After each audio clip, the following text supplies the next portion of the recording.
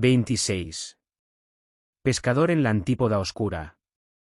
Drizzt se paseó solitario por el laberinto de Menzoberranzan, hasta más allá de los grupos de estalagmitas y por debajo de las grandes lanzas de piedra que colgaban del techo de la caverna. La matrona Malicia había ordenado con toda claridad que toda la familia debía permanecer en la casa como precaución ante un posible intento de asesinato por parte de la casa Hunetete, pero Drizzt había vivido demasiadas emociones durante el día como para obedecer. Necesitaba pensar y, a la vista de que sus pensamientos podían ser considerados como una blasfemia en una casa llena de sacerdotisas, presas de nervios, había optado por dar un paseo. Estas eran las horas de calma en la ciudad. La luz de Narbondel solo era una delgada franja en la base, y la mayoría de los Draus dormían tranquilamente en sus casas de piedra. Tan pronto como atravesó la verja de adamantita de la casa Dourden, Drizzt comprendió la sensatez de la orden de la matrona Malicia. El silencio de la ciudad le parecía igual al de una bestia al acecho, preparada para lanzarse sobre él desde cualquiera de los muchos rincones que había en su camino. Decidió que no encontraría aquí la paz necesaria para reflexionar con calma en los sucesos del día, en las manifestaciones de Zaknafein. Por lo tanto, rompió con todas las reglas, un comportamiento habitual en los Draus, y dirigió sus pasos hacia las afueras de la ciudad, en busca de los túneles que conocía tan bien después de tantas semanas de servicios con la patrulla. Una hora más tarde, todavía continuaba su paso, abstraído en sus pensamientos, y sin sentirse amenazado porque no había sobrepasado los límites de la zona vigilada por las patrullas. Entró en un corredor elevado, de unos 3 metros de ancho, con las paredes en ruinas y atravesado por muchos salientes. Tuvo la impresión de que el corredor había sido mucho más ancho en otros tiempos. No se alcanzaba a ver el techo, pero Drizzt había pasado por ahí una docena de veces y no se preocupó por el lugar. Pensó en el futuro, en los momentos que compartiría con su padre, ahora que no los separaba ningún secreto. Juntos serían imbatibles, una pareja de maestros de armas, unidos por el acero y las emociones. ¿La casa Hunetete tenía idea de con quién iba a enfrentarse? La sonrisa desapareció de su rostro en cuanto pensó en lo que significaba, Zack y él, juntos, enfrentados a los soldados de la casa Hunetete, matando a su propia gente. Drizzt se apoyó en la pared aturdido al comprender en carne propia la frustración que había soportado su padre, durante muchos siglos. Él no quería ser como Zaknafein, que vivía solo para matar, protegido por su propia violencia. Pero, ¿qué otras opciones se le ofrecían?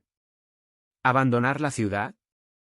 Zack no había podido darle una respuesta cuando le preguntó por qué no se había marchado. ¿A dónde iría?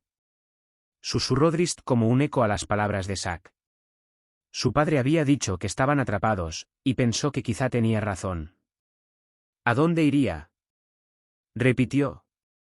Viajaría por la antípoda oscura, ¿dónde nos odian y en donde un Drau solitario sería el blanco de cualquiera que encontrara en mi camino? ¿O a la superficie, donde la bola de fuego en el cielo me quemaría los ojos? Quizás esto sería una bendición. Al menos no vería la llegada de la muerte cuando los elfos de la superficie se lanzaran sobre mí. La lógica del razonamiento atrapó a Drizzt de la misma manera que había atrapado a Zack. ¿A dónde podía ir un elfo oscuro? En ningún lugar de todos los reinos aceptarían a un elfo de piel oscura. ¿Entonces, la única elección era matar? ¿Matar Draus? Drizzt se frotó contra la pared en un acto inconsciente, pues su mente solo pensaba en el futuro. Tardó un momento en comprender que su espalda estaba en contacto con algo que no era piedra. Intentó apartarse, otra vez alerta ante el peligro. Cuando saltó, sus pies se despegaron del suelo, pero al caer volvió a quedar en la posición original. Frenético, sin darse tiempo a considerar la situación, se llevó las manos a la nuca. Sus dedos se engancharon al cordón transparente que lo sujetaba. En aquel momento descubrió que había actuado como un estúpido y que no había manera de librar las manos del sedal, del pescador de la antípoda oscura, el pescador cavernícola. ¡Idiota! Se reprochó a sí mismo al sentir que lo subían. Tendría que haber pensado en esta posibilidad al arriesgarse a solas por las cavernas. Pero no tenía perdón el haber actuado a mano limpia. Miró las cimitarras, inútiles en las vainas. El pescador cavernícola recogió el sedal y fue subiéndolo, pegado al muro, hacia su hambrienta boca. Masoj Hunetete observó complacido la marcha de Drist. Se acababa el tiempo, y la matrona Sinafai no le perdonaría si fracasaba otra vez en la misión de matar al segundo hijo de la casa Dourden. Ahora la paciencia de Masoj había dado sus frutos. Drist había abandonado la ciudad a solas. No había testigos a la vista. Al final resultaría demasiado fácil. El mago se apresuró a sacar la estatuilla de ónice de su bolsa y la arrojó al suelo. Genwibar. Llamó sin atreverse a levantar demasiado la voz, al tiempo que miraba en dirección a la casa más próxima para asegurarse de que no lo espiaban. Apareció el humo oscuro y un momento más tarde se convirtió en la pantera mágica. Masoj se frotó las manos, convencido de que era un genio por haber planeado un final tan retorcido e irónico para acabar con las heroicidades de Drist Dourden. «Tengo un trabajo para ti», le dijo al felino, «algo que no te gustará». Genwibar se estiró en el suelo y bostezó como si las palabras del mago no fuesen ninguna novedad. «Tu compañero en la vanguardia de la patrulla», le explicó mientras señalaba el túnel, «se ha marchado solo. Es muy peligroso». La pantera se sentó, de pronto muy interesada. «Drist no tendría que haber cometido semejante imprudencia», añadió Masoj. «Podrían matarlo». El tono malvado de la voz informó a la pantera de sus intenciones antes de que llegara a pronunciar las palabras. «Ve a buscarlo, Genwibar», susurró Masoj. «Búscalo en la oscuridad y mátalo». El mago estudió la reacción de la pantera, comprobó el horror que le producía la misión. Genwibar permaneció rígida, tan inmóvil como la estatuilla utilizada para llamarla. «Ve», ordenó Masoj. «No puedes negarte a cumplir las órdenes de tu amo». «Yo soy tu amo, bestia ignorante. Pareces olvidar este hecho con demasiada frecuencia». Genwibar resistió durante un buen rato, un acto heroico en sí mismo, pero los impulsos mágicos, la fuerza de las órdenes del amo, pudieron más que los sentimientos que la gran pantera pudiera tener. Poco a poco, llevada por los instintos primitivos de cazadora, Genwibar dejó atrás las estatuas mágicas que vigilaban la entrada del túnel y echó a correr en cuanto encontró el rastro de Drist. Olten Debir volvió a esconderse detrás de una estalagmita, desilusionado con las tácticas de Masoj. El mago dejaría que la pantera hiciera el trabajo por él. Olten no tendría ocasión de presenciar la muerte de Drist Dourden. El sinrostro jugó con la poderosa varita que le había dado la matrona Sinafai antes de salir a perseguir a Masoj. Al parecer, el objeto no sería utilizado en el asesinato de Drist. De todos modos, se consoló pensando que tendría muchas oportunidades para emplearlo contra los demás miembros de la casa Dourden. Drist luchó durante la primera mitad de la subida. Lanzó puntapiés y giró sobre sí mismo para enganchar los hombros en los salientes de piedra, en un esfuerzo inútil para evitar que el pescador cavernícola lo izara hasta su posición. Sin embargo, era una resistencia instintiva porque sabía que no podía impedirlo. A medio camino, con un hombro ensangrentado y el otro lleno de cardenales, y a unos 10 metros de altura, Drist se resignó a su destino. Si en realidad había una oportunidad para librarse del sedal del cangrejo gigante, la encontraría en el último instante de la subida. Por ahora no podía hacer otra cosa que esperar. Quizá la muerte no era una alternativa tan mala en comparación con la vida que le esperaba entre los Draos, atrapado en la maldad de su raza. Incluso Zaknafein, tan fuerte, poderoso y sabio, no había podido resignarse a su existencia en Menzoberranzan. Entonces, ¿cómo podía creer que él tendría otra salida? Al advertir que cambiaba el ángulo de ascenso y podía ver el borde del último saliente, Drist dejó de compadecerse de sí mismo y volvió a dominarlo su espíritu guerrero. El pescador cavernícola podría vencerlo, pero estaba dispuesto a hacerlo sufrir por su comida. Alcanzaba a oír el golpeteo de las 8 patas del monstruo. Drist había tenido ocasión de ver a un pescador cavernícola, aunque la criatura se había escapado antes de que él y el resto de la patrulla pudieran darle caza. Había imaginado entonces, al igual que ahora, la capacidad combativa del monstruo. 2 de sus patas acababan en unas pinzas enormes con las que sujetaba a la presa y la introducía en la boca. El guerrero giró una vez más para ponerse de cara al acantilado y así poder ver a la criatura tan pronto como tuviese la cabeza por encima del borde. El golpeteo de las patas se confundió con los latidos de su corazón. Un segundo más tarde llegó al borde. Drizzt se encontró a apenas medio metro de las patas delanteras y de las grandes mandíbulas. Las pinzas se acercaron para sujetarlo antes de que pudiese poner pie en la cornisa. Ni siquiera tendría la ocasión de descargar un par de puntapiés contra los ojos de la criatura. Cerró los ojos, confiado en que la muerte sería preferible a la vida en Menzoberranzan. Un rugido lo arrancó de sus pensamientos. Tras una desesperada carrera de saltos de cornisa en cornisa, Genhuibar había llegado a la vista del pescador cavernícola y de Drizzt antes de que el monstruo acabara de izar al Drow. Este era un momento de vida o muerte tanto para la pantera como para Drizzt.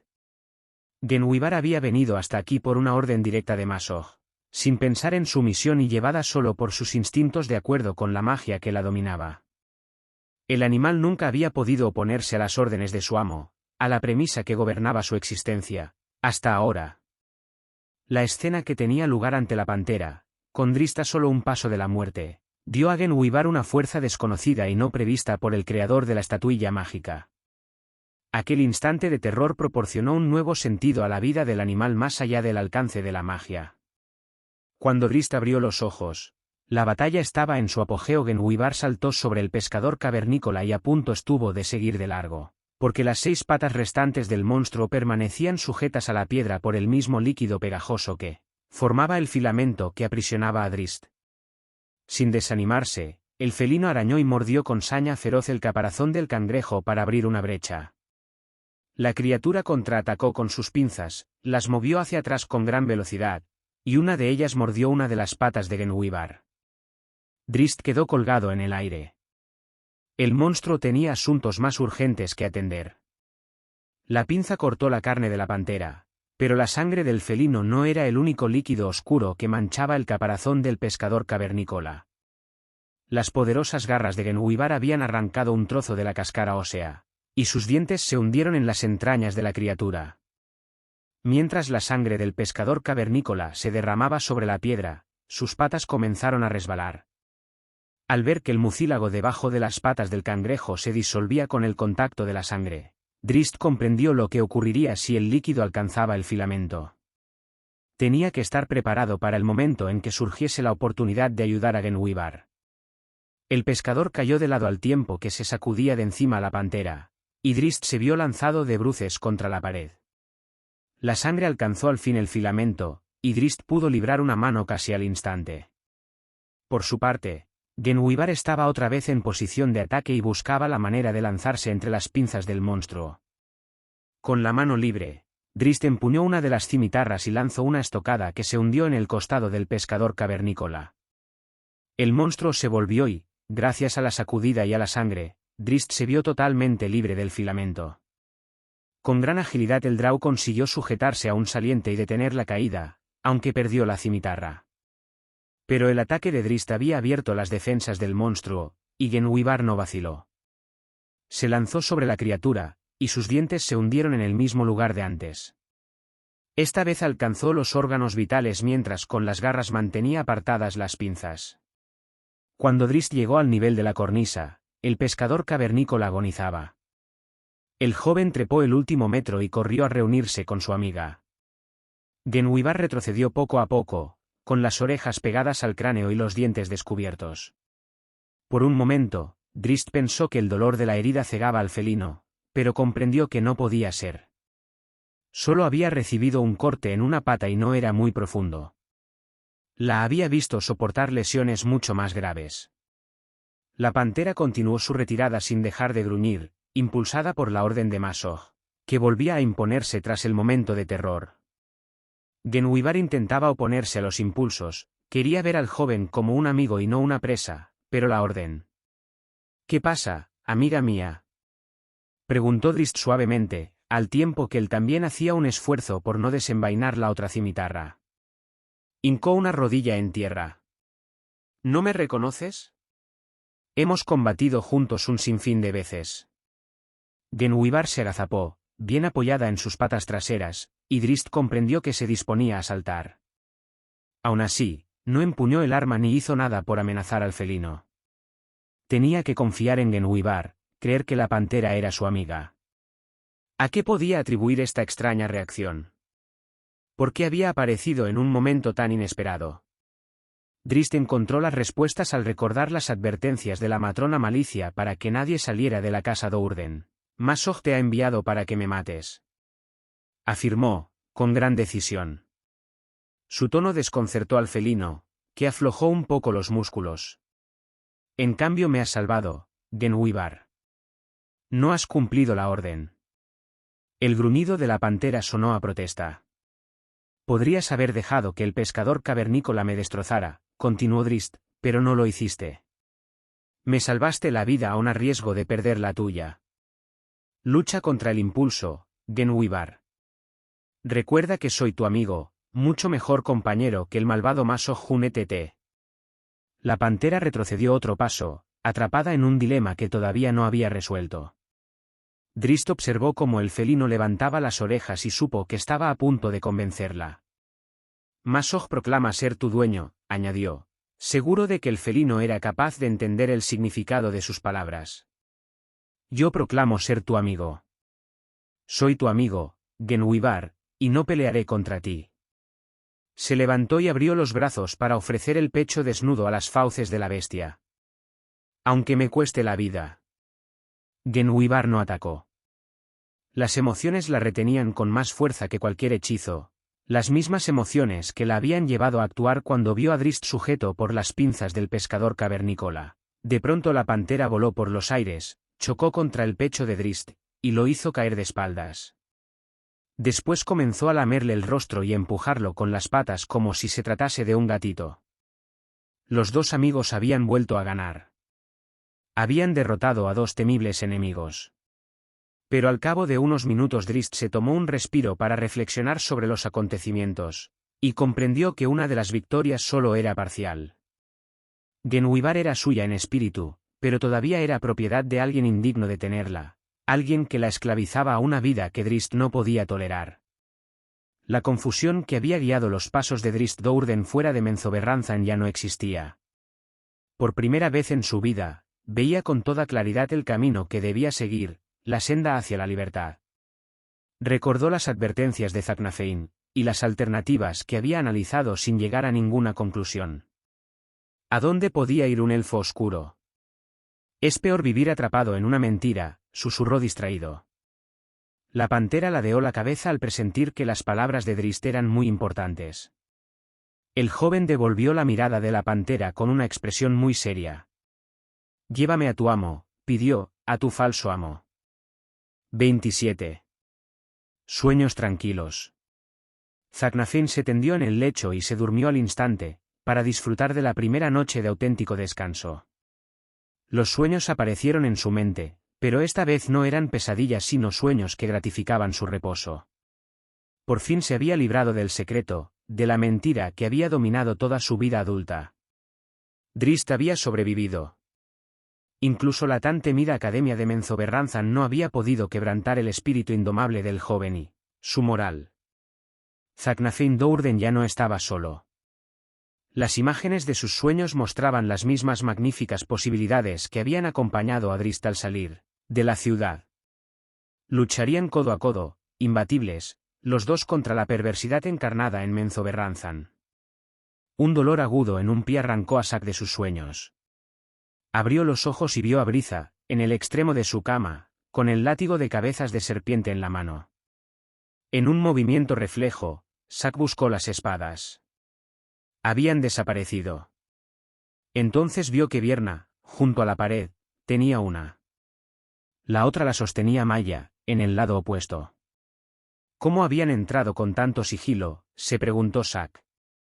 Sin duda habían empleado el silencio mágico, aunque no dejaba de sorprenderlo que no hubiese advertido la intrusión a tiempo. Nunca lo habían pillado desprevenido, ni siquiera dormido. Pero tampoco antes había dormido tan profundamente, con tanta paz. Quizás en Menzoberranzan la placidez del sueño era un lujo peligroso. La matrona Malicia quiere verte, anunció Briza. No estoy correctamente vestido, contestó Zack, despreocupado. Por favor, mi cinturón y mis armas. No hay favor que valga. exclamó Briza, que pareció dirigirse más a sus hermanas que a Zack. No las necesitarás. Zack pensó lo contrario. Levántate y vámonos, ordenó Briza, y alzó el látigo. Yo en tu lugar me aseguraría primero de las intenciones de la matrona Malicia antes de actuar con tanto descaro, le advirtió Zack. Al recordar el poder del varón al que ahora amenazaba, Briza bajó el látigo. Zack abandonó el lecho, mientras escudriñaba a Maya y a Vierna en busca de alguna pista de los motivos para la imprevista llamada de Malicia. Cuando él salió de la habitación, lo rodearon, pero manteniéndose a una distancia prudente para no ser sorprendidas por algún truco del maestro de armas. Tiene que ser algo muy grave, comentó Zack sin elevar la voz, para que solo Briza pudiese escucharlo.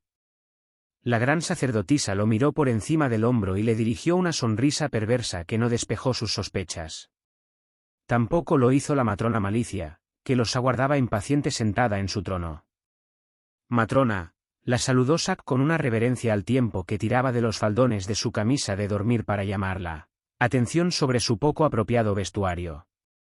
Quería mostrarle a Malicia su irritación por el hecho de que lo hubieran sacado de la cama a una hora tan intempestiva. La matrona no respondió al saludo. Se echó hacia atrás en el trono y con una mano acarició su afilada barbilla sin apartar la mirada de Zaknafein. Drist se ha ido, gruñó Malicia. La noticia fue para Zack como un cubo de agua fría. Se irguió, y la sonrisa de burla desapareció de su rostro. Ha dejado la casa desobedeciendo mis órdenes, añadió Malicia. Zack se relajó al escuchar este comentario. Por un momento había pensado que ella y las hijas lo habían expulsado o matado. Un joven fogoso, opinó Zack. No tardará mucho en regresar. Fogoso, repitió Malicia, con un tono de crítica. Volverá, dijo el maestro de armas. No hay razón para alarmarse, ni de adoptar medidas extremas. Miró a Briza, aunque sabía muy bien que la madre matrona no lo había llamado solo para ponerlo al corriente de las travesuras de Drist. El segundo hijo ha desobedecido a la madre matrona, afirmó Briza, en una interrupción ensayada. Fogoso, repitió Zack, que intentó no reírse. Una falta menor. Al parecer, es muy dado a cometerlas, señaló Malicia. Como otro varón fogoso de la casa Dourden. Zack hizo una reverencia al interpretar sus palabras como un cumplido. Malicia ya había decidido el castigo, si es que pensaba castigarlo. Por lo tanto, sus comentarios y acciones en este juicio, si en realidad lo era, no tenían mucha importancia. El muchacho ha disgustado a la reina araña. Gritó Malicia, muy enfadada y harta de los sarcasmos de Zack. Ni siquiera tú has sido tan tonto. Una expresión sombría apareció en el rostro de Zack. Las consecuencias de esta reunión podían llegar a ser muy graves. Quizás estaba en juego la vida de Drist. Pero tú ya lo sabías, continuó Malicia, un poco más tranquila, satisfecha de ver a Zack preocupado y a la defensiva. Por fin había descubierto su punto débil y lo aprovechaba. ¿Solo por dejar la casa?, protestó Zack. Es una falta menor. Jot no se disgustaría por algo de tan poca importancia. No disimules, Zaknafein. Tú sabes muy bien que la niña elfa vive. Zack se quedó sin aliento. Malicia lo sabía. Maldita sea, Jot lo sabía. Estamos a punto de ir a la guerra, añadió Malicia, y no gozamos del favor de Jot. Es imprescindible recuperar el apoyo de la diosa. Miró directamente a los ojos de Zack. Ya conoces nuestra costumbre y sabes que no hay otra manera de conseguirlo. Zack asintió, atrapado. Cualquier manifestación en contra solo serviría para empeorar la situación de Drist, si es que todavía existía algo peor.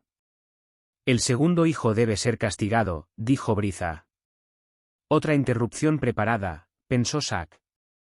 Se preguntó cuántas veces Malicia y Briza habrían ensayado este encuentro. ¿Debo ser yo el encargado del castigo?, preguntó Zack.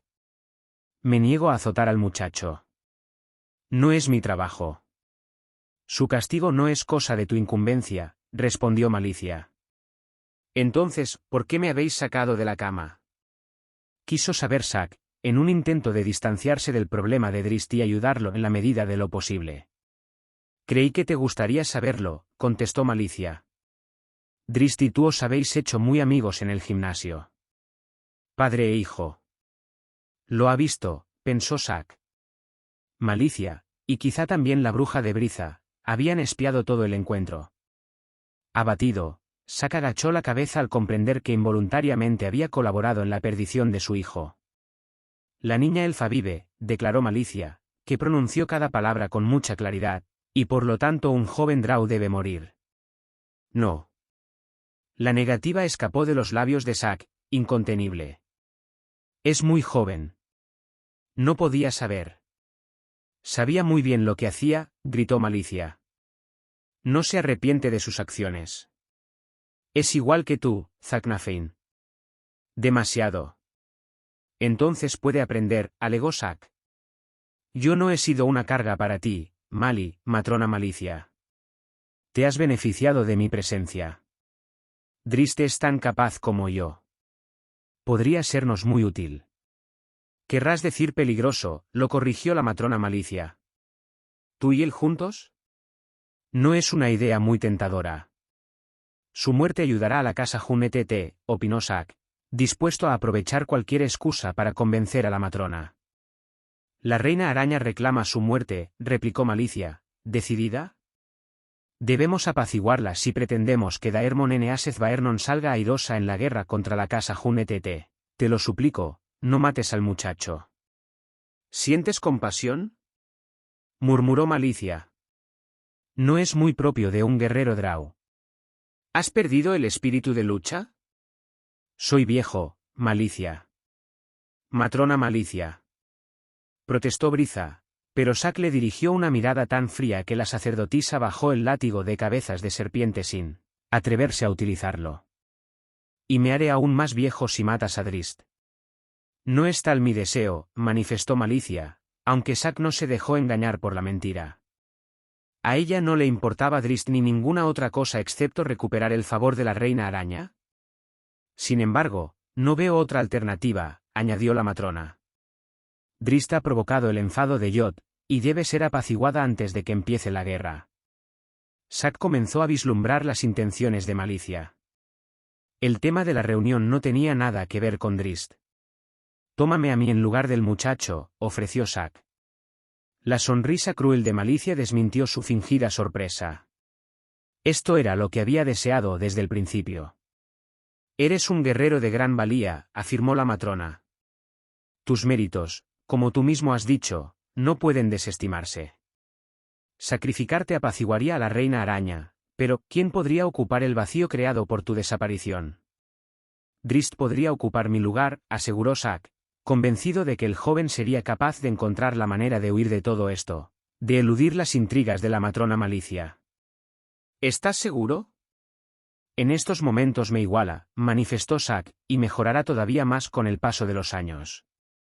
Conseguirá metas con las que yo no me atrevería ni a soñar. ¿Entonces estás dispuesto a hacerlo? Insistió Malicia, que babeaba de placer. Ya me conoces, contestó Zack. El mismo tonto de siempre, dijo Malicia. Para tu desconsuelo, continuó Zack, impertérrito, sabes que el muchacho haría lo mismo por mí. Es joven, replicó Malicia, displicente. Ya le enseñaré. Tal como me enseñaste a mí. Se burló Zack. La sonrisa victoriosa de Malicia se convirtió en una mueca de odio mientras daba rienda suelta a su furia. Si haces alguna cosa para perturbar la ceremonia del sacrificio a Yod, sí, al final de tu vida, escoges provocarme una vez más, encargaré a Briza que sacrifique a Drizzt, lo amenazó Malicia. Ella y sus juguetes de tortura se ocuparán de entregar a Drizzt a la reina araña. Me he ofrecido voluntariamente, Malicia, dijo Zack. Diviértete ahora que puedes. Al final, Zaknafein habrá alcanzado la paz mientras que tú, matrona Malicia Dourden, vivirás únicamente para la guerra. Estremecida de furia porque unas pocas palabras le habían arrebatado el momento de triunfo, Malicia permaneció en silencio por un instante. Sacadlo de aquí. Susurró por fin. Zack no ofreció resistencia mientras Vierna y Maya lo ataban al altar con forma de araña de la capilla. Concentró su atención en Vierna, atento a la compasión que por instantes aparecía en la mirada de la sacerdotisa. Quizás ella también podría haber sido como él, pero las esperanzas habían sido aplastadas muchos años atrás por la prédica incesante de la reina araña. «Estás triste», le dijo Zack. Vierna se irguió y ajustó tanto uno de los nudos que Zack dejó escapar una exclamación de dolor. «Es una lástima», respondió Vierna, con toda la frialdad de que fue capaz. «Me habría gustado tener la ocasión de veros a los dos en la batalla. Pero la casa Dourden tiene que hacer un gran sacrificio para reparar el daño cometido por Drizzt. Puedes estar segura de que la casa Hunetete no habría compartido tu entusiasmo», añadió Zack, con un guiño. «No llores, hija mía. Llévate tus mentiras a la tumba», gritó Vierna, que le cruzó el rostro de una bofetada. «Niégalo si es lo que deseas, Vierna», repuso Zack. Vierna y Maya se apartaron del altar. Vierna hizo un esfuerzo por mantener la expresión de odio y Maya reprimió una risita en el momento en que la matrona Malicia y Briza entraron en la capilla. La madre matrona vestía la túnica de ceremonias, negra y tejida como una telaraña, que se ceñía a su cuerpo y flotaba al mismo tiempo, y Briza cargaba con un cofre sagrado. Atento solo a sus propios deseos, Zack no les prestó atención mientras las sacerdotisas iniciaban el ritual con una letanía a la reina araña, en la que imploraban su perdón. «Destrúyelas a todas», susurró el maestro de armas. «Haz alguna cosa más que sobrevivir, hijo mío, como ha sobrevivido tu padre. Vive. Sé fiel a los dictados de tu corazón». Las llamas rugieron en los braseros, iluminando toda la capilla. Zack notó el calor, y comprendió que habían entrado en comunicación con el plano oscuro. «Acepta a este», escuchó que rezaba Malicia, pero cerró los oídos a las palabras de la madre matrona y se concentró en las últimas plegarias de su vida. La daga con forma de araña se cernió sobre su pecho. Malicia empuñaba el arma con sus huesudas manos, y la pátina de sudor que cubría la piel reflejaba la luz naranja del fuego con un brillo misterioso. Misterioso como la transición de la vida a la muerte.